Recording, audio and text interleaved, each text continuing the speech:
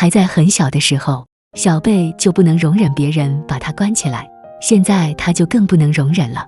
就在笼子运进这个城市的当天晚上，小贝趁着有人打开笼门送食物的时候，闪电一样从笼门窜出来。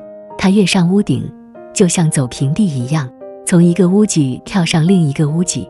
他没有认出这就是他出生的城市，他想从这逃走。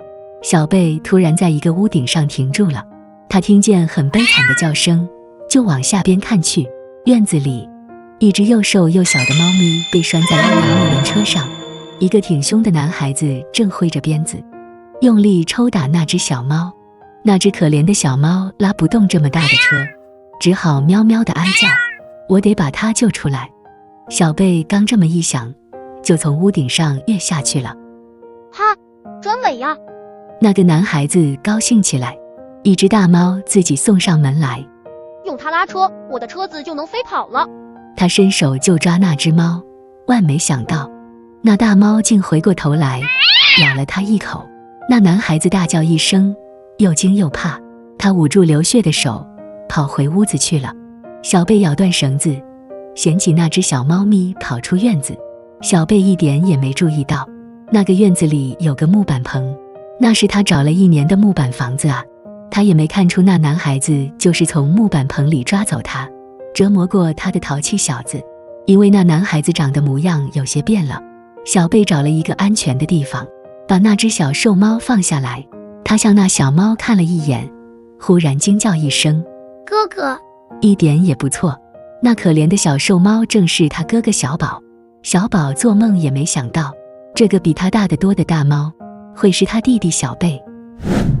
猫妈妈正在家里哭呢，她觉得她真是世界上最不幸的妈妈。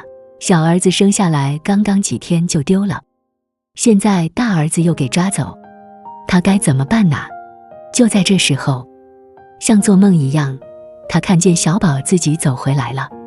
在小宝的身后还有小贝。猫妈妈大叫一声，一下子她就变成世界上最幸福的妈妈了。这一天成了猫妈妈一家最欢乐的一天。猫妈妈脸上笑开了花，一刻也不停地忙碌着。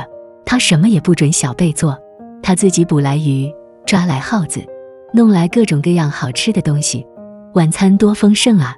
小贝在森林里只吃最简单的饭，所以妈妈精心准备的这一餐对小贝来说是一次真正的宴席。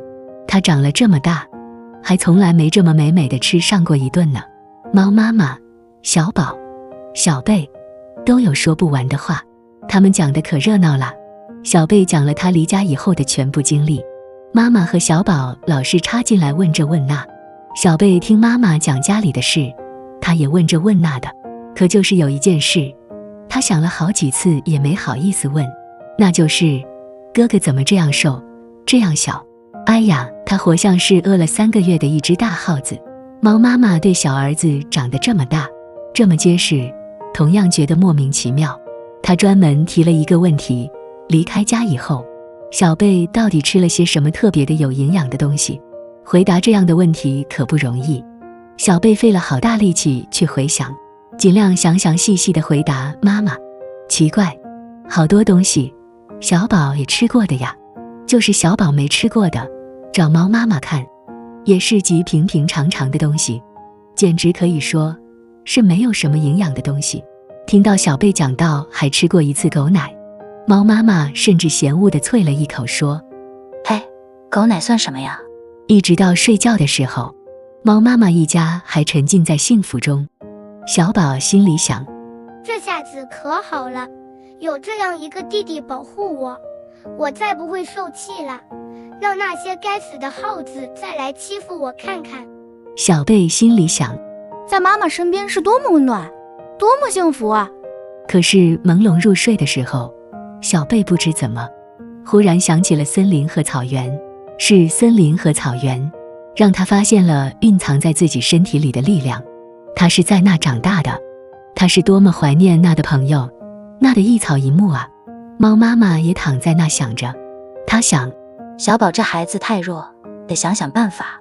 可小贝又说不清楚，他到底是吃了什么好东西，才长得这么大，这么强壮呢？